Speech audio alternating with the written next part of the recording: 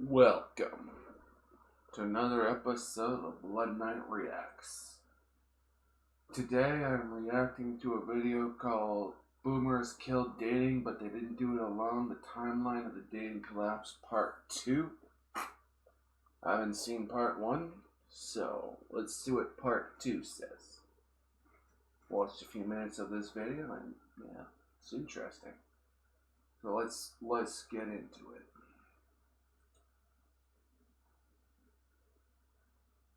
Most of my generation has this sort of vague perception that boomers are responsible for what we're going through today, even when it comes to dating. But vague isn't good enough. We need to know exactly what went wrong and where, if we want any hope of undoing it. We need solid intel. Because without that, we're just gonna make it worse.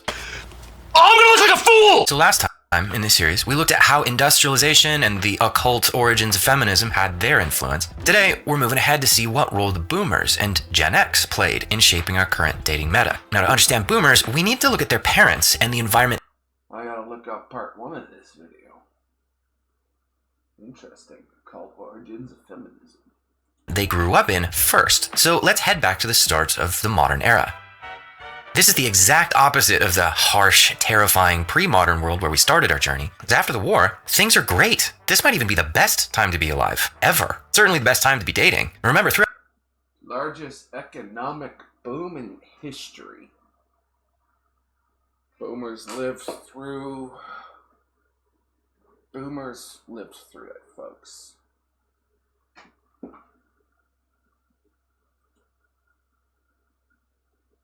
Throughout history, only about 40% of men had the chance to procreate. Now, something more like 90%. Marriage and long-term relationship rates are at some of the highest levels ever, which makes sense. GIs are coming back from war, bringing all that victorious optimism, masculine grit, and drive to achieve great things.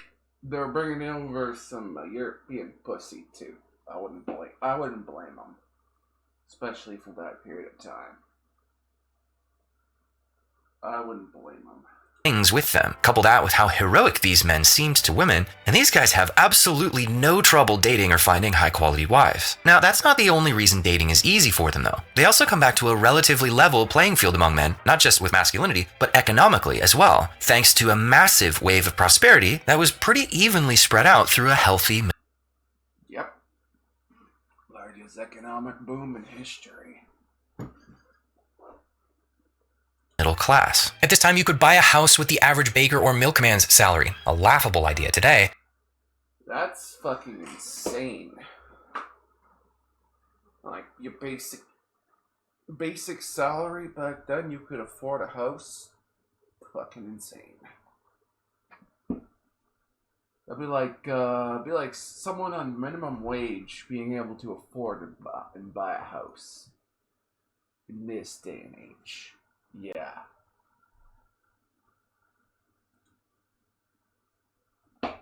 So, unsurprisingly, this is also the time when the amount of single-income households reaches its all-time peak. This matters because it means that on a single fucking income, on the most bare minimum salary, you could afford a house. You wonder why my generation and millennials and Gen Z are fucking pissed. Yeah. most men were able to provide an equally good life for most women. Remember, the biggest reason why only 40% of men passed on their genes was hypergamy. For their own survival, women aim up for only the best men they can get, leaving undesirable, lower status men alone. But for this generation, relative equality kept hypergamy in check. Because if you're a woman, what's the point of wasting your time being too picky or moving up the ladder of men for a better guy when most of the men around you are pretty much at the same level? Now, by most accounts, yep, hypergamy's making a comeback, folks. Amplify that by social media. You got like the top 10% of men with access to 90% of the women. Or I guess 100. Well, yeah, 90% of the women, pretty much. Yeah. Yeah, we're slow. Here's how I see it. Basically, World War II, that was a massive blip, and we're and we're in the death throes of the frickin' prosperity that happened at that time. We're on the leading edge, the embers. And now it's like the world is restoring itself to how it used to be before the 20th century. But now we have all this technology. We got all this technology, but the people don't want things to revert to how they were before the 20th century. It's like they don't want, it's like they don't want Europe to be fighting each other like it used to back in the day, because everyone is enjoying enjoying kind of stability. It's like you don't want the elite. It's like they don't want Europe to be fighting each other. Or they want the people to be fighting the immigrants they're bringing over, but they don't want European countries fighting other European countries, because they enjoy their stability. And yeah, no, they want the people to be fighting amongst themselves, because if they weren't, they'd be fighting other countries. And Europe would be, yeah.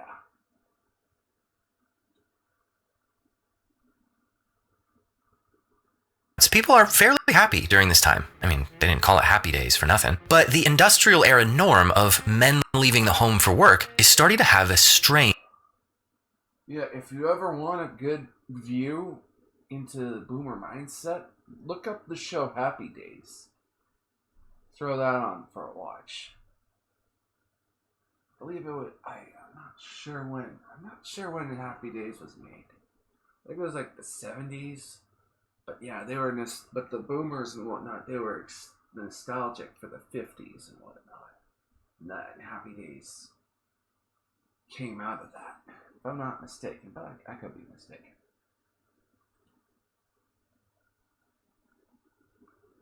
Side effect. Because men and women can't see what the other is doing all day anymore, they start to resent each other. Now, this doesn't seem to affect men quite as much, possibly because they're too distracted by work and they just want peace and quiet. While back at home, new technologies and appliances mean women don't have anywhere near as much to do as they did back when they lived on farmsteads. Yeah. Advancements in technology. It's like, yeah, we have microwaves, folks.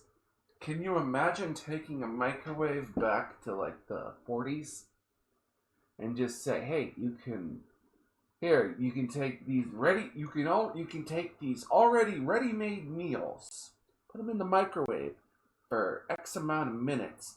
You have a meal done in a few minutes. Pre-made meals, you don't have to do any prep work. It would fucking blow people's minds. You take that technology back to the 40s or 50s. So, yeah.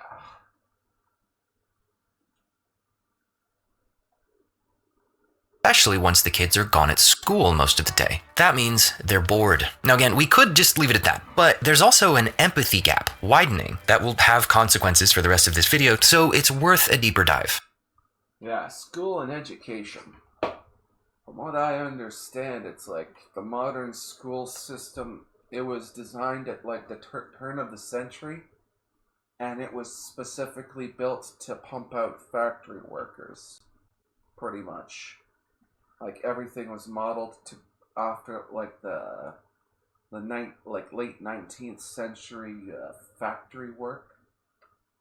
So, yeah.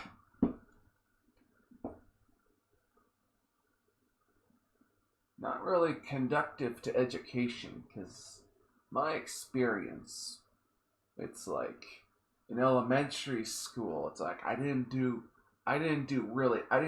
good in elementary school. But when I got to high school, when there was like better teachers and whatnot, when there's more interesting subjects to talk about, like World War II, ancient history, philosophy, it's like I gobbled that shit up. And there was also trade courses and tech courses. I gobbled that shit up. I got really, really good grades back in high school.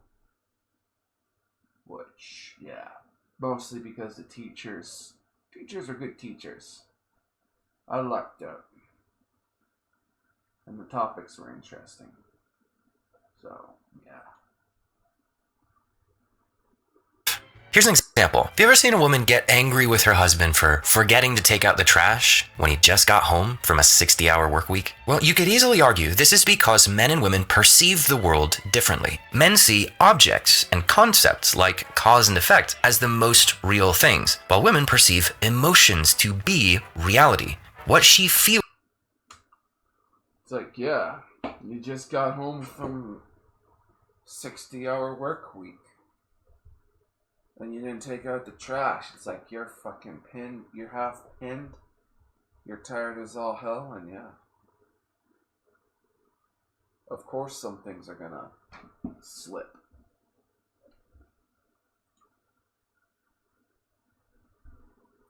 Feels at any given moment is the most real thing to her. Now that can be a good thing. That sensitivity helps women to be nurturing and to build healthy communities. The downside is that also means women don't care as much about abstractions. Now this is a problem, because now that men leave to go to work, all his effort is an abstraction to her, so she can't feel anything about it, which means it's not a part of her perceived reality. That makes it a struggle for her to feel any empathy for his exhaustion or appreciation for his effort. What she can see are her own efforts, so she feels like she's done a lot of stuff while he hasn't done much of anything around here, which...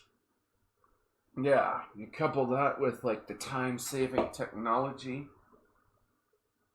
that happened back in the day, all the time-saving technology, and yeah, it's no wonder. It's no wonder you have women freaking snapping at men. It's no wonder. Which, of course, makes her frustrated. All this boredom and bitterness creates a rising swell of resentment that can't stay bottled up forever. Back to relationships. Emotions, like romantic feelings, aren't the sole purpose of relationships yet, but people do now choose relationships based almost entirely on how they feel. Now this... Yeah, you got relationships.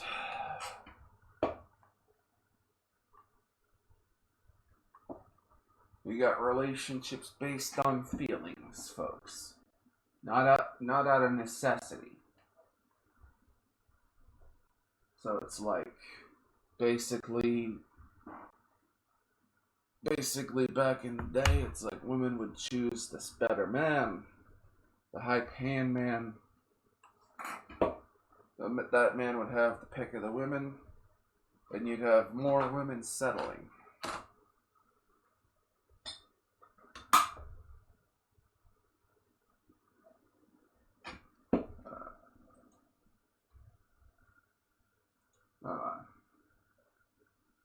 This isn't causing any problems at the moment, but it will in the future, thanks in large part to our good friends, the Mad Men. They effectively make experiencing and consuming things the entire purpose of our lives. From here...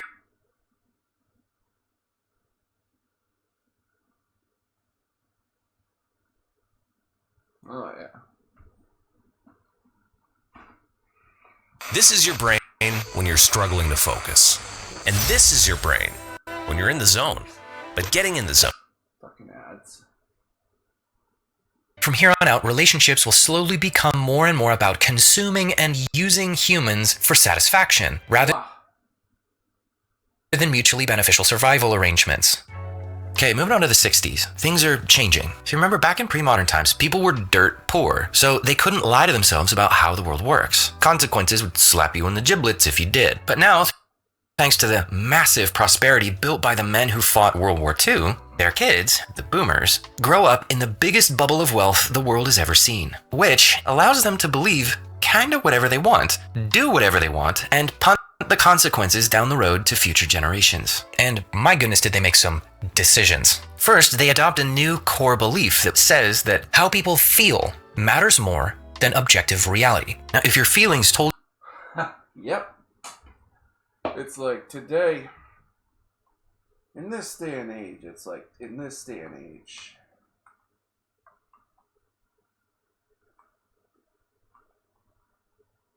in this day and age, it's like,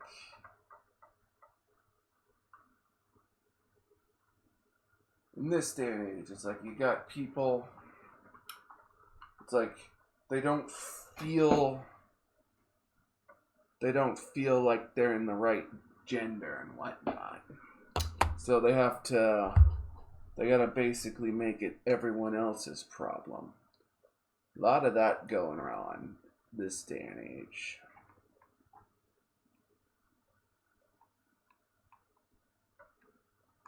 There is a lot of that going on in this day and age.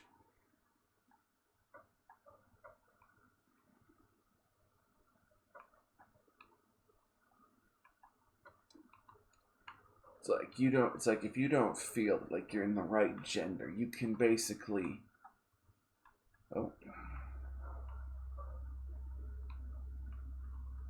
you can basically force people to acknowledge you as another gender. Which, yeah. We've let feelings control us. Oh.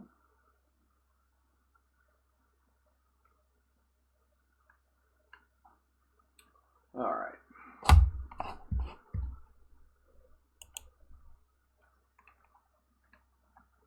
told you the truth all the time, then this wouldn't be a problem. But they don't, because our feelings care about what they want, not what's true. And they'll tell us anything they have to get what they want. That makes this one of the most dangerous lies ever told. And it will spawn many more lies later on.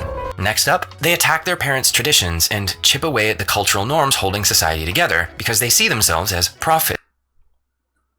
So yeah, you got an entire generation discarding objective truth. You have an entire generation destroying traditional values. You got women not marrying because of necessity, but because they feel like it. And yeah. Let's continue.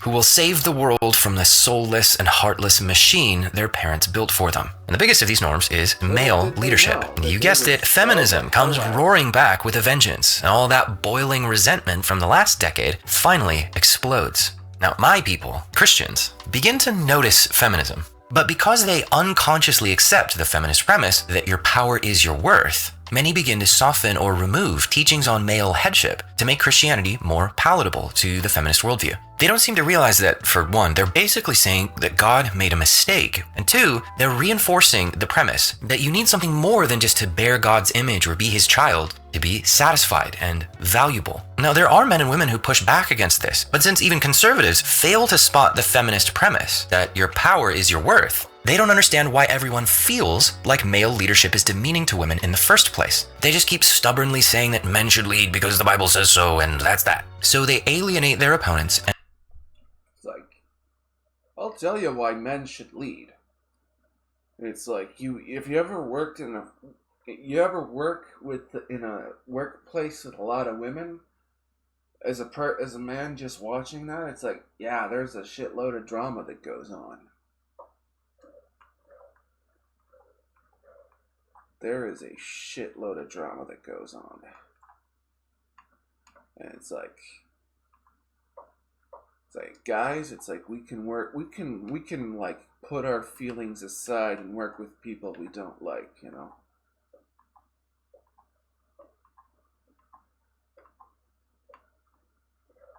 It's like we have that ability to basically compartmentalize. That's what I've noticed.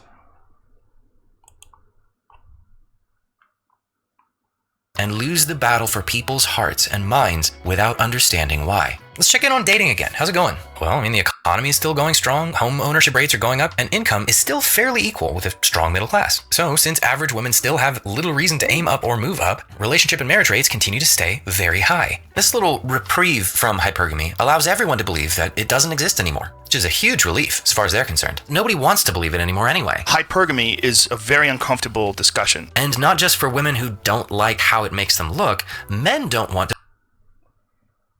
It's like, yeah. What?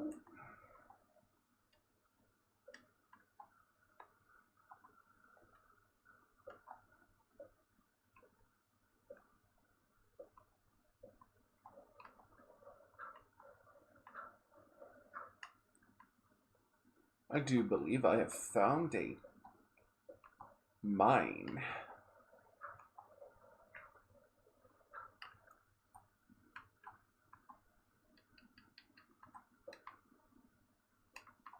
Alright.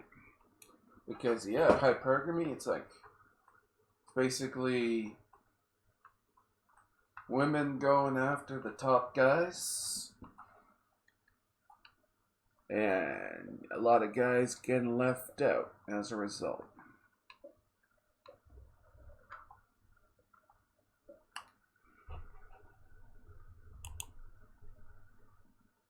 To believe it either, partly because of how they were raised. See, at this point, boys no longer enter the world of men at 8 to 12 years old. It's now in their late teens to early 20s, if ever. This teaches them to seek the approval of women, because for their whole formative life, women are the approval givers. Then when these guys grow up, they bring this approval seeking into their relationships. And it does two things. Yep. It makes guys desperately want to believe that women are transcendent, angelic beings, because if a goddess or an angel were to swoop down and choose him, a mere mortal, that would make him feel incredible about himself. It feels so much better than if a normal human woman were to choose him. The other thing it does is it makes guys want to believe that women choose men romantically, not practically. Because if she wants...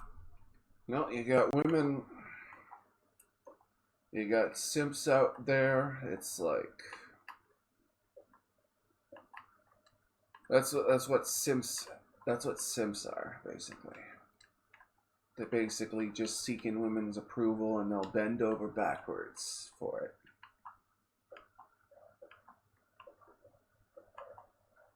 Me personally, it's like, no.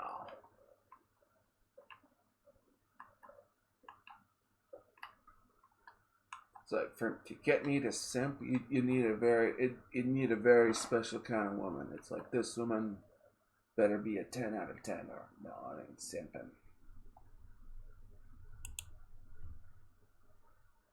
me unconditionally, exactly as I am, then that validates me as a person. But if she's attracted to me for what I have or what I can do, well, those are external things. That's not me. That doesn't validate me as a person. This, of course, means guys now hate the idea of hypergamy. So now that there's a somewhat level playing field between men, guys take the opportunity to forget about it. And they replace it with a romantic fantasy, where women are angelic creatures of light who swoop down from the heavens, and they choose men based on a rush of warm, fuzzy feelings that the universe, or God, sends to her when the time is right. And that has nothing to do with his traits, his status, or what he brings to the table practically. This fantasy is Yeah, back in the day, it's like, the bar for entry, the bar was freaking low. Basically, everyone, the economic prosperity, it's like, everyone could have their own, you know?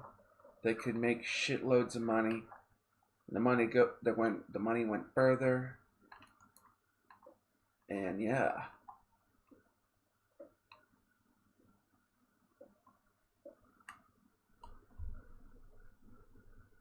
There was a certain amount of, yeah, that we don't have. There's a certain amount of je ne sais quoi back in the day.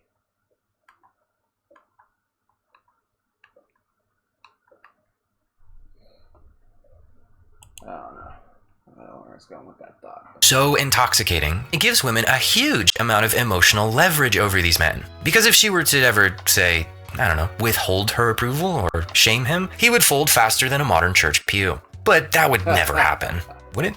The new level playing field for men also allows them to believe that sexual liberation would have no consequences. See, enough men were getting the commitment-free sex they wanted that it made sense to convince themselves there would.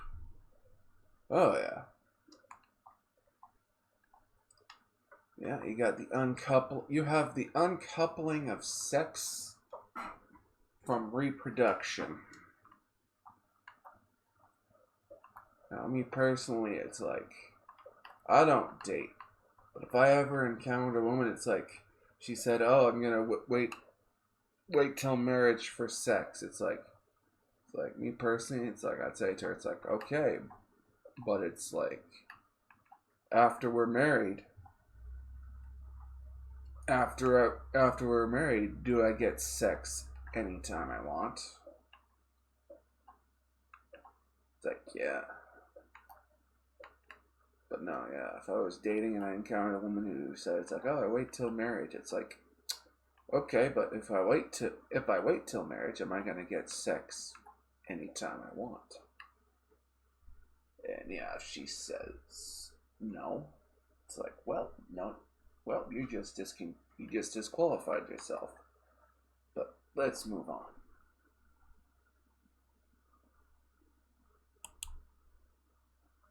Would be no future consequences for deleting the cultural values of chastity, fidelity, and loyalty from women's psyche, or their own for that matter. In fact, most people still think. Yeah. Not too many women these days value loyalty. I'll tell you that much. You got women out there on their second marriages and whatnot. Third, second marriages.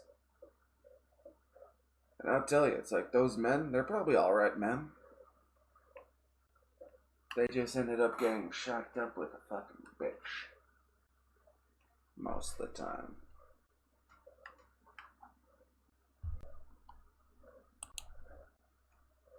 All this freedom will improve their quality of life. Check back later to see if it actually does. Some final notes before we leave the 60s. This is a quote from the University of Michigan. In 1968, Paul R. Ehrlich published an extremely influential book, The Population Bomb, which warned of a future filled with starvation and environmental disasters directly associated with overpopulation. Young people concerned about the environment, especially.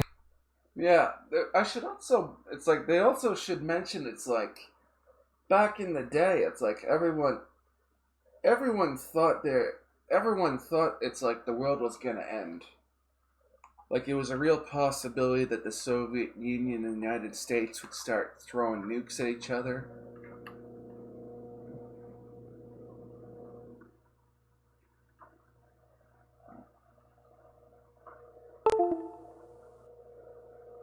There was a good they thought they were gonna, a nuclear Armageddon was gonna happen.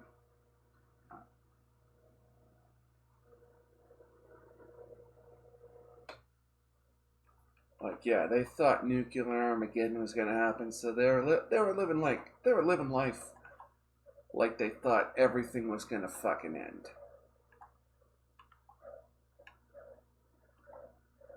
So it's like, why not engage in outright hedonistic debauchery?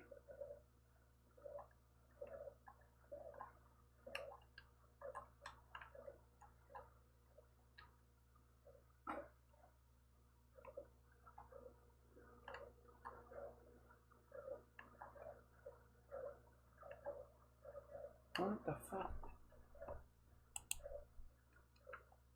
Women were deeply influenced by Ehrlich. You'll also notice a good number of elites like Bill Gates and the WEF were also influenced by this book. Why is that important? Well, let's move on to the 70s, see how this plays out.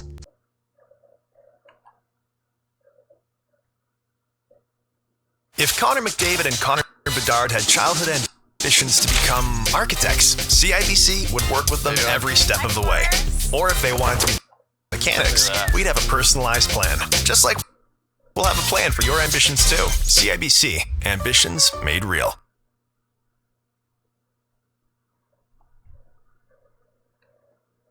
Writing a book is hard. Knowing if it's good, even harder. Meet manuscript analysis.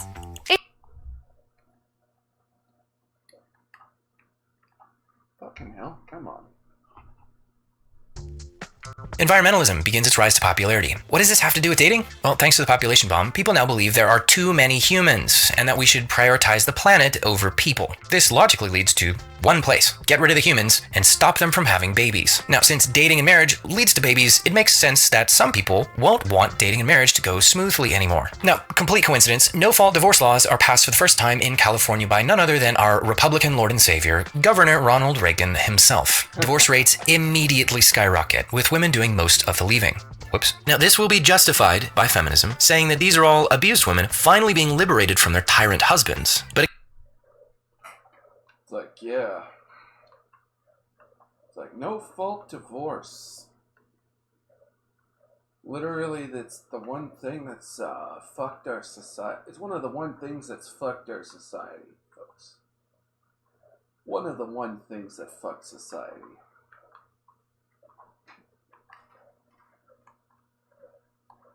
Because it's like, yeah.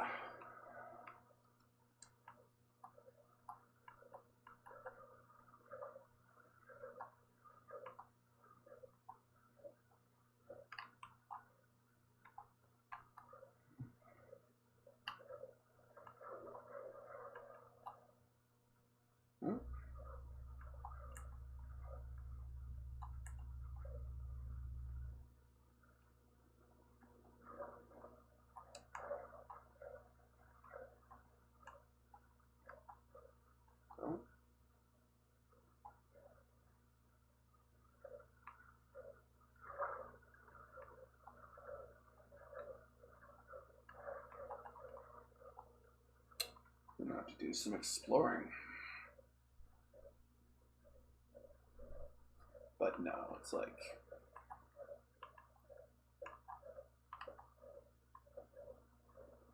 well, you got people just freaking throwing. It's like no It's like, yeah, no loyalty.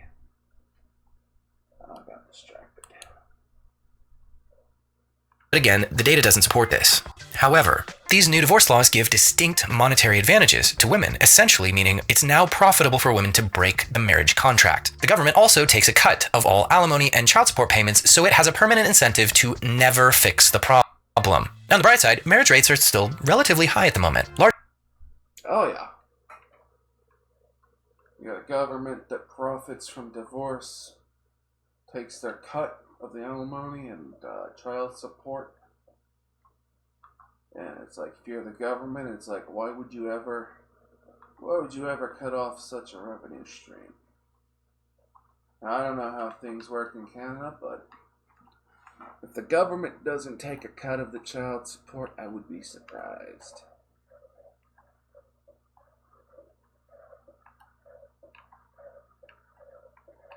Minecraft, a whole bunch of shit going on above me.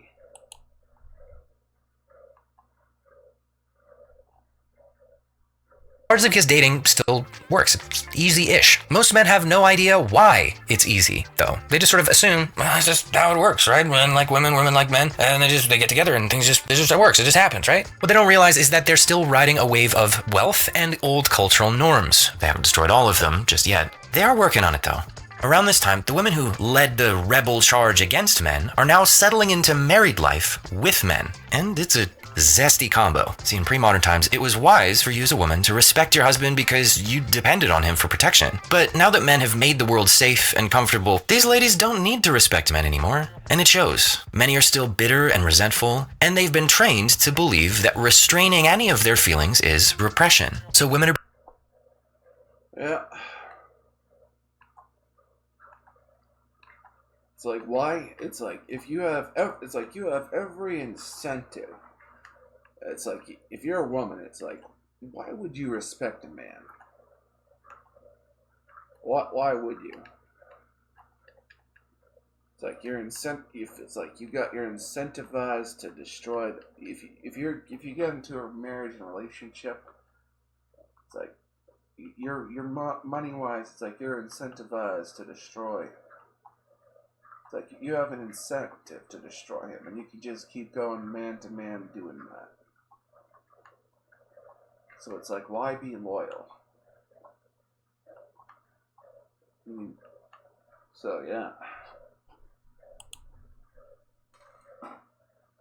They're becoming more aggressive and volatile with men. And thanks to the nuclear threat of divorce, there's not much men can do about it. In short, wives are on the warpath and guys can't stop them. So they react the only way they can. They play possum. Men realize the only safe response is to be passive. Just stay out of her way and let the woman run your house and your life how she wants. This is a generation who made phrases like, yes dear, go along to get along, the woman is always right, happy wife, happy life, and gotta check with the boss, so popular that we now treat them like they're in the Bible. Now this response from men is a major tactical blunder. See, what they don't realize is they're essentially trading No, you cannot, in my experience, you cannot negotiate with, you should never negotiate, never try to negotiate with crazy. Never negotiate with crazy.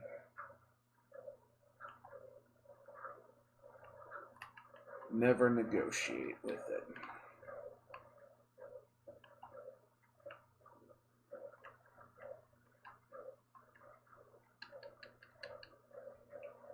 Never negotiate with crazy. long-term respect and attraction for short-term peace. Because women might enjoy the power they have over these passive, domesticated half-men, but they don't find it respectable, and they begin to push and test men even more, looking for some kind of bedrock of strength in him that they can rely on, while finding that strength less and less. For now, men are still insulated by wealth and social norms just enough that they don't feel it too bad yet. But like a band-aid on a chainsaw wound, that's not gonna hold for long. And it means boys now grow up watching their dads lie through their teeth to protect the peace in the household. And so boys are taught that it's always right to lie to women to protect their feelings. This new passive, nice guy approach also teaches young guys a complete lie about what women are attracted to. Today, we call it the blue pill. And it has three main parts. The first two are already in place. The belief that women are transcendent angels, and that women choose men romantically. Now they add the third piece, the belief that women want nice guys. Now this does come partly from guys who were raised by their moms to be nice, so it makes sense to them that women would want a nice guy. But these guys have been like women, it's like look at their literature, like their romance literature. It's like you got what was it, Morning Glory Milking Farm, where it's like it's a story about a woman who has to jerk off mythological fucking creatures. Oh, it's so bored, I gotta read that, but not now. You got women who are jerking off mythological creatures and vampires and all that shit.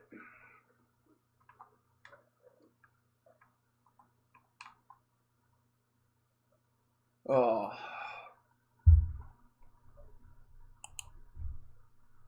been watching their dads too. And since their dads have been playing possum to keep their moms happy, guys now think the way to a woman's heart is to appease her and do whatever she says. Guys start to believe that if you make yourself as harmless, docile, and soft-edged as possible, anticipate all her wants and needs while you pretend to be needless and wantless yourself, and generally just be a really nice guy, then women will be attracted to you, they'll respect you, and things will go smoothly for you. Now, the blue pill is fully armed and operational. And since dating is still pretty easy, because things are still fairly equal among men, all this seems to work just fine. But if the immense bubble of wealth protecting this generation were ever to burst, it could cause a few problems for somebody. Oh! Skipping ahead to the 80s, things are starting to look a little, masculine. Women notice that our culture idolizes powerful men, so they try to become like men. It's Ms. Kennedy, and why can't you be my executive secretary? What they don't realize is this is actually degrading to women. Instead of elevating femininity, the very essence of the woman, they make the essence of the man the thing to aspire to. In other words, they're saying to each other, ladies, you should become a man, because men are better than women. Whoops. Turns out friendly fire is on for this match. The effects of the population bomb start to creep into the mainstream. Married mothers come under attack for being regressive in mainstream media. See, by this point, romance isn't just the way that relationships are chosen, it's now the entire purpose. Kids are now seen as an unfortunate byproduct of romance, and a signal that the authentic phase of the relationship has ended. You can see this in the way that parents are portrayed as being sick of each other and resentful of their kids. The hard-fought prosperity built by the greatest generation is beginning to crumble at this point. Life starts to get more expensive. The majority of men are still able to provide a decent middle-class lifestyle for a woman though, so dating still works for most men, but some cracks are beginning to form. Income levels are starting to spread out, so the equality that had been keeping hypergamy dormant is starting to go away. Marriage rates start to go down, while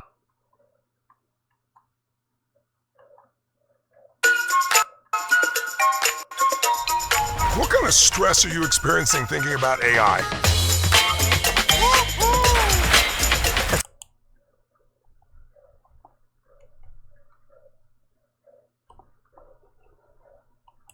divorce rates hit an all-time peak. At the same time, more comfortable jobs that women find desirable exist than ever before, and women are encouraged to get into the workforce as much as possible. Unlike in pre-modern times though, this isn't meant to be collaborative work. Women are told to do this entirely for themselves. At this point, women truly don't need men to survive anymore, so naturally, sex and emotions become the primary leverage in relationships. And since men typically want sex more than women do, women hold more power in most relationships by default. This also frees women up to But no, it's like, yeah, you got women out there going, I don't need no man. I'm a strong, independent woman. I need no man. It's like, well, it's like, yeah, how are you going to get your kids? It's like, how are you going to get your kids then? It's like, you can go to a sperm bank, but I would imagine in vitro fertilization would be quite expensive. And if it ain't covered by whatever health care you got, it's like, yeah.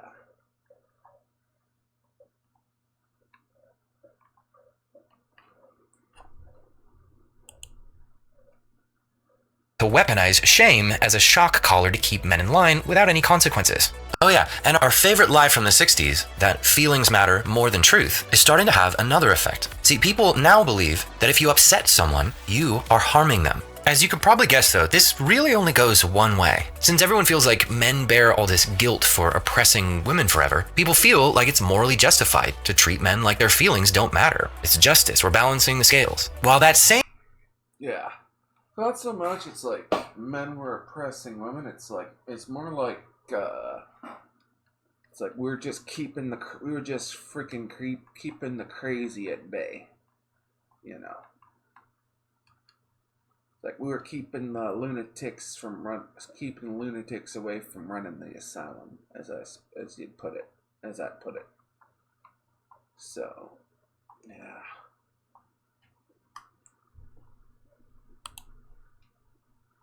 Shame guilt makes everyone feel like women deserve a sort of emotional reparations, so women's feelings should be validated, no matter what they are. So, nearly all men now unconsciously accept the premise that if a woman is upset, then her feeling is unquestionably correct. So it's a man's duty. Yeah, it's like, in this day and age, it's like, you can look at her, it's like, if you look at a woman wrong, it's like, women will be like, can be like, oh, it's like you're harassing me. It's like you just look at her wrong, you know. It's gotten stupid in this day and age, I tell ya.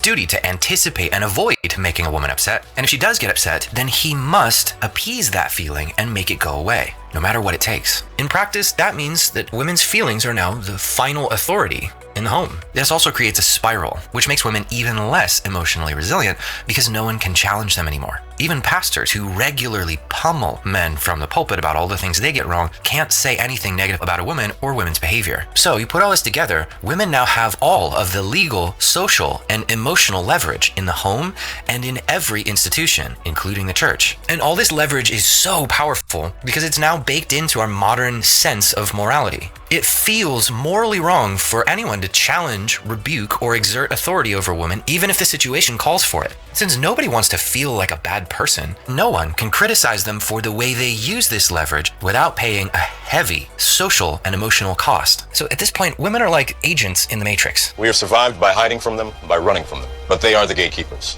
They are guarding all the doors, they are holding all the keys. Feminism celebrates this as a... Oh, yeah. It's like, in this day and age, it's like, yeah.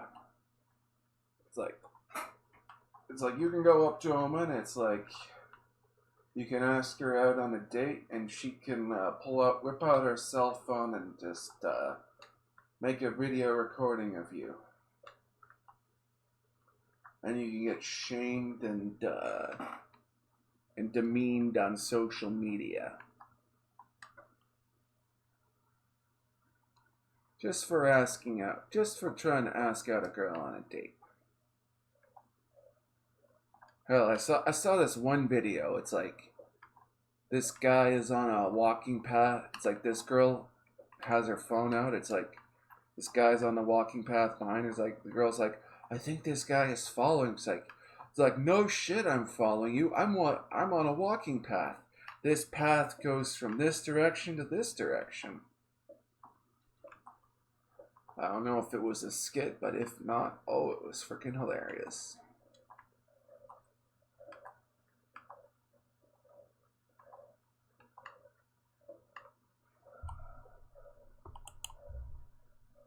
A win for women, saying, haha, finally you men get a taste of your own medicine, because this is what it's been like for us under your thumb all this time. Except it isn't. For one, these women are encouraged to follow their heart and lead with increasingly volatile emotions instead of cool, stoic rationality. And two, while women do now take charge in the home, they do not take responsibility. Remember, feminism teaches women to seek the power that comes with leadership, but it rejects the accountability that also comes with leadership. It's become a joke that men never hear their wives say, hey, it was my fault, or I was wrong. And if any man stands up against that, we joke that, oh, he's a dead man, because happy wife, happy life, right? And haha, it's a really funny joke if you're a boomer or Xer, I guess, but it turns out the consequences of giving women authority without accountability aren't funny at all. Because men still shoulder the legal, financial, and cultural consequences of whatever decisions women make.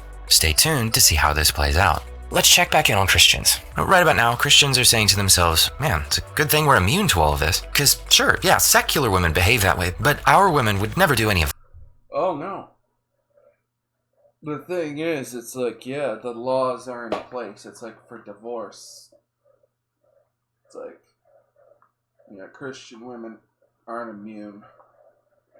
Because, yeah, the laws of divorce are in place, and the child support and all that jazz.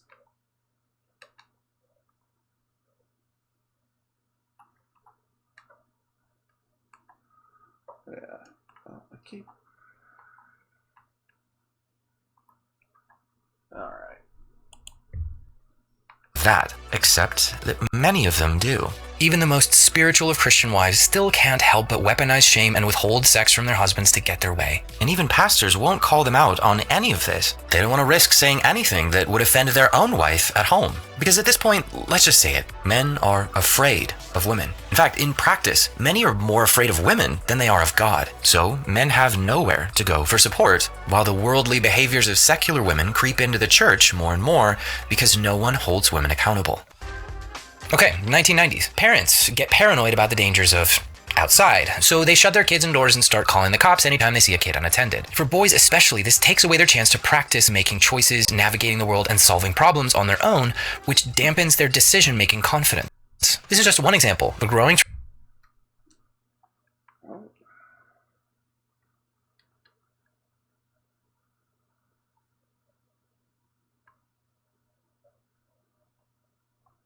Alright. trend of overparenting that's turning boys into passive followers who take no initiative and need permission for everything. And since confidence is possibly the most important thing that men need to attract a woman, this could turn into an issue when they grow up. The economy, not what it... Imagine being able to build an app with your name on it, just by thinking about it. Meet Base 44, a complete AI creation platform. Describe what you want. Not what it used to be. The number of people under 44 who own a home has been dropping drastically since 1980, and in the 90s, it reaches a critical low. The government notices this and moves a few regulations around to incentivize banks to give home loans to people who can't afford them. This will have no consequences whatsoever. Income and housing costs have also been separating since the early 70s, and it's now...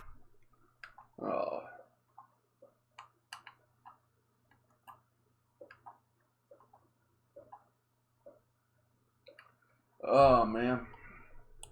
Reaching a point where people are beginning to feel the squeeze. As income becomes less equal and the middle class begins to shrink, it now makes more sense for women to aim up and get only the highest level man that they possibly can. To make this even more difficult, these guys were raised to be passive and compliant, so fewer of them are aggressive enough to succeed in this tougher economy. So for the first time in decades, we see that fewer men are able to reach women's standards. In short, things get harder, women get pickier, and these guys aren't equipped to handle it. On top of that, another problem is brewing. Remember how the madmen of the 1950s made us believe that the purpose of life is hedonic pleasure and consumption? Yeah, it's now becoming common for people to treat romantic partners like physical or emotional pleasure objects to consume and discard like a bag of Doritos. You can probably guess how this plays out. Dating begins to break down. Marriage and long-term relationship rates begin to decline. Now, later in the 90s, parents started to become aware of the problems in the dating world. The trouble is, modern Christians have no framework for understanding these problems because they have no experience with it, and the Bible says very little about it. However, because the Bible says a few things, most Christians assume that means the Bible says all you will ever need to know about it. Christian leaders hastily scrape together some dating lessons based on out-of-date experiences, assumptions, and a handful of out-of-context scriptures.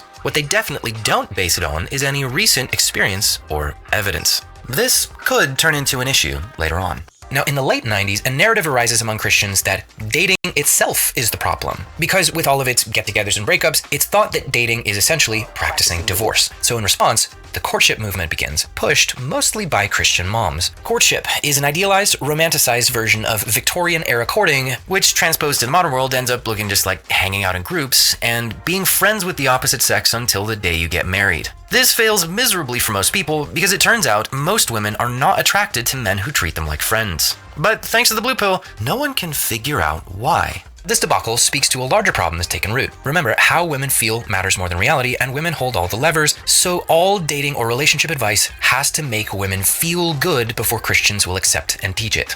In other words, it has to be mom approved. That means Christian dating gurus can't teach boys the truth about how women behave because it makes them feel bad. So dating is pegged. Moving on, it's in the 90s that white knights begin to spawn out of the walls. These are men who view themselves as noble warriors who will slay any dragon to protect any damsel in distress that they encounter. In practice, they're really just defending women from anything that upsets them emotionally, even if the monster that's offending her is the truth. Now, some do this simply because it makes them feel like a hero. Some because they still crave women's approval, and they need to defend women's honor to keep that romantic fantasy propped up. Others do it because they think it'll make women want them. See, feminism has spread the perception among men that if they fight for whatever women ask, that the girl each white knight has a crush on will reward him with undying affection and swoon into his arms like a cheap airport romance novel. So to a